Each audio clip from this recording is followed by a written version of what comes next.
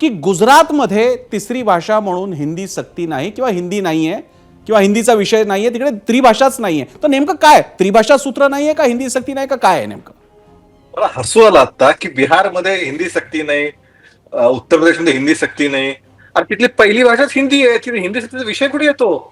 म्हणजे आपण काय कशा पद्धतीचे विचार मांडणी करतो, किंबहुना त्याचं तरी थोडंसं भान आपण ठेवणार आहोत का?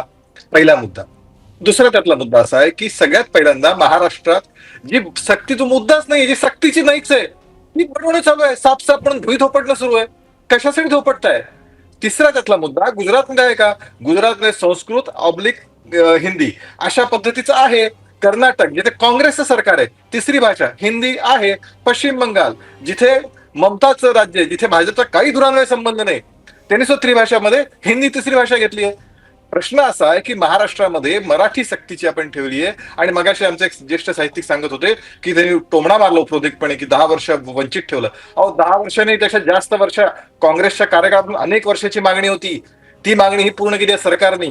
आता त्याचाही तुम्हाला मन मोठं करता येत नाही, या सरकारला श्रेय देता येत नाही, तो कुचकेपणा तुमच्यापाशी ठेवा. पण टोमणे मारा सोडलं 10 वर्षाचा, त्याच्या आधीपासूनची मागणी चालू आहे ही या सरकारची, या की मराठी अभिजात भाषेचा दर्जा मिळावा. पण तुमचं मन मोठं नाही, त्याबद्दल माझं काही म्हणणं नाही. तुम्ही त्या भाषेत जरूर राहा. आम्ही मराठीचे पुरस्कर्ते आहोत, आम्ही मराठीचा अभिमान बाळगतो आणि मराठी सक्ती आम्ही करतो आहोत.